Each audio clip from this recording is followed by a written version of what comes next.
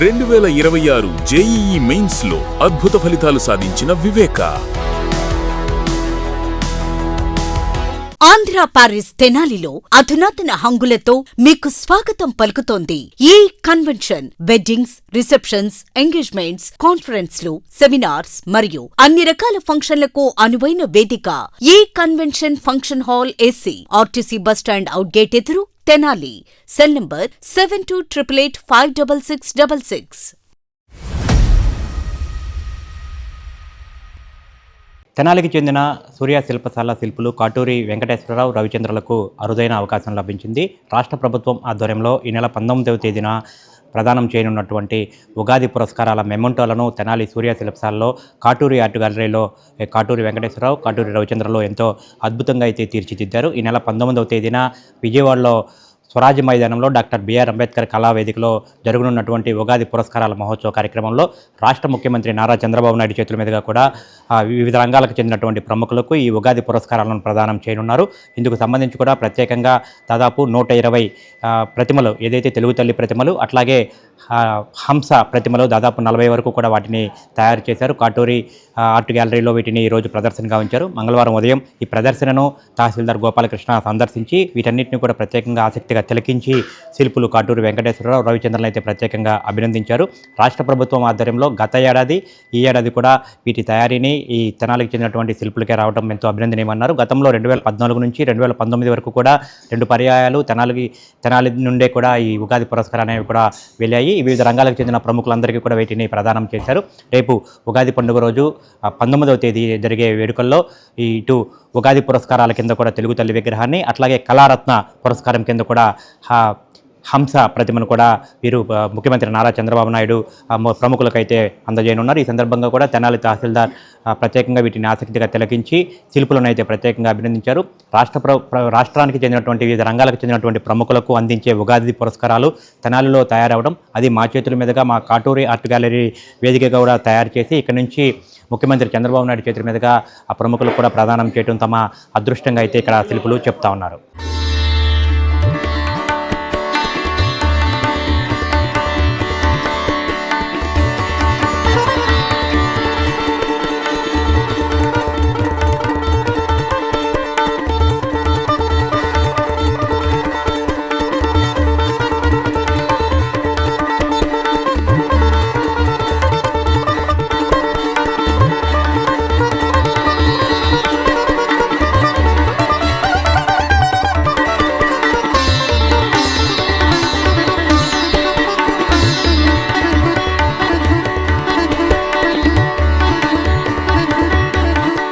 తొలి పండగ ఉగాది సందర్భంగా మన రాష్ట్ర ప్రభుత్వం అత్యుత్తమ ప్రతిభ కనపరిచిన కళాకారులకు కానీ, మరి ప్రతిభావంతులకి, సంఘ సంస్కర్తలకు కానీ, మరి సమాజానికి ఎంతో కృషి చేసి సేవ చేసి సర్వీస్ చేసే వాళ్ళకి కానీ, నాటకాలకి, రంగస్థల కళాకారులకు కానీ, మరి సినీ నటులకు కానీ, అలాగే వివిధ రంగాల్లో కృషి చేసిన వాళ్ళందరికీ కళారత్న పేరుతోటి, ఉగాది పురస్కారం పేరుతోటి సత్కరించడం ఆనవాయితీగా వస్తుంది.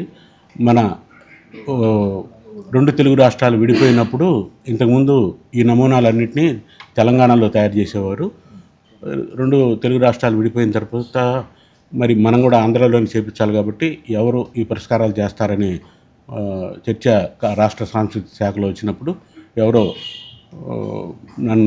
వారు చేస్తారని మా గురించి డిపార్ట్మెంట్ వారికి చెప్తే వారు మాకు కబురు చేసి మరి ఇట్లా ఇంతకుముందు ఈ తెలంగాణలో తయారయ్యి మరి రాష్ట్రం విడిపోయిన తర్వాత అప్పుడు ఉన్న భావోద్వేగాలతో తెలంగాణలో చేపించే మాకు ఇష్టం లేదు, కాబట్టి ఆంధ్రాలో చేసేవాళ్ళు కావాలి, మీరు చేయగలరా అయ్యి అంటే మేము చేస్తామని ముందుకు వచ్చాం.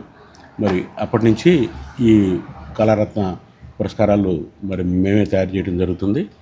మరి ఎంతోమంది నిష్ఠాతులకి ఇచ్చే ఇలాంటి పురస్కారాలని మేము తయారు చేయటం మేము అదృష్టంగా భావిస్తున్నాం.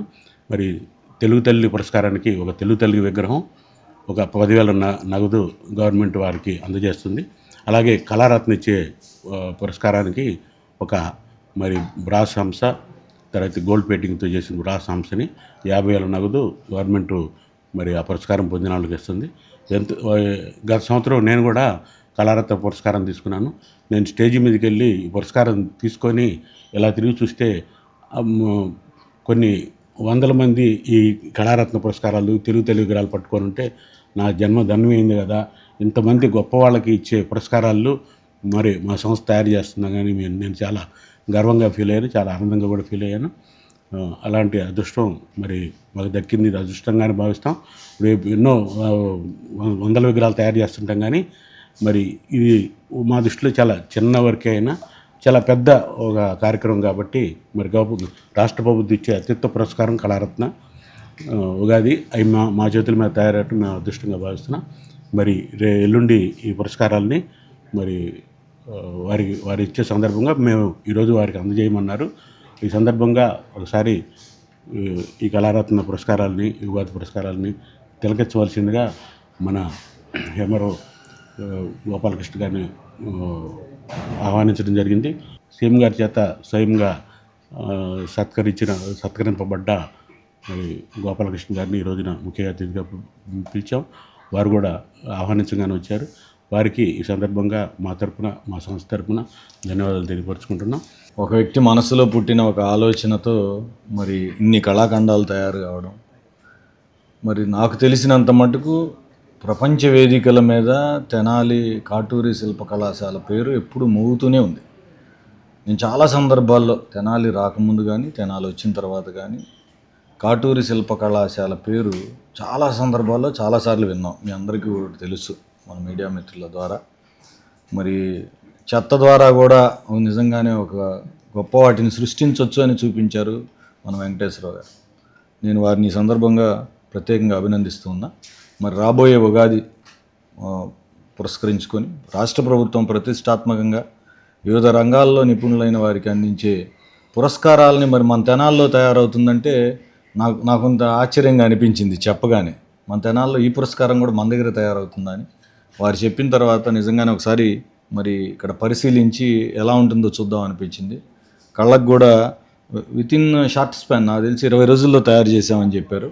మరి అది చూస్తే కూడా చాలా జీవం ఉట్టిపడేలాగా నిజంగానే ఒక గొప్పగా పనిచేసిన వాళ్ళకి, ఒక కళల్లో గొప్పగా రాణించిన వాళ్ళకి ఇవ్వదగ్గ బహుమతిలాగా రాష్ట్ర ప్రభుత్వం మరి మన దగ్గర తయారు చేయాలి, తెనాల్లో వెంకటేశ్వరరావు గారికి ఈ అవకాశం ఇచ్చి మరి తయారు చేయించడం అంటే ప్రభుత్వం ఎంతగా వారిని నమ్మింది అనడానికి ఇది ఒక చిన్న ఉదాహరణ. గతంలో కూడా వారే చేశారని చెప్పారు. మరి వారికి ఒక గొప్ప అవకాశం ఇది. ఇది ఒక్కటే కాదు, ఇది ఇంకో చిన్న పని అని భావించడానికి ఏం లేదు. ఇది ఇంకొకళ్ళు చేసే పని కూడా కాదు. మరి ఐరన్ స్క్రాప్తో పోయినసారి శివాజీ విగ్రహాన్ని చేశారు. 30 లక్షల పైన ఖర్చు పెట్టి సుదీర్ఘకాలం వందల మంది వర్కర్స్ని పెట్టి మరి ఒక విధంగా వారు ఈ ఆర్ట్ గ్యాలరీలో ఈ చేయడంతో పాటుగా చాలామందికి ఉపాధి కూడా కల్పిస్తున్నారు. ఇది కూడా అభినందించదగ్గ విషయం.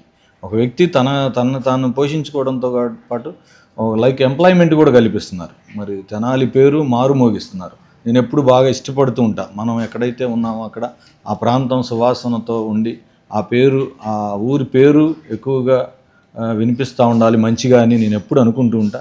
మరి వారు ఒక కిరీటంలోని వజ్రం అని భావిస్తాను నేను. తెనాలిలో కాటూరి శిల్ప కళాశాల నిర్మించడం, మరి ఇన్ని గొప్ప కళాఖండాలను ఇక్కడ చూస్తే అసలు లేని విగ్రహమే లేదు.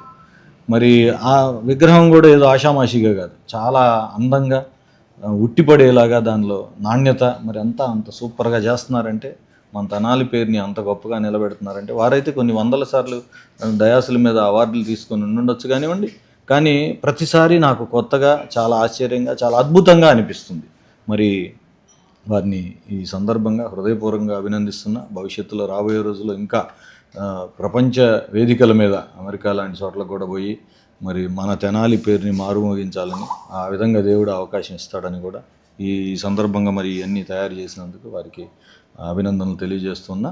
మరి రాబోయే ఉగాది మన ప్రజలందరికీ తెలుగు సంవత్సరాది, ప్రజలందరూ కూడా చక్కగా పండుగ జరుపుకోవాలని అందరికీ కూడా తెలుగు సంవత్సరాది శుభాకాంక్షలు.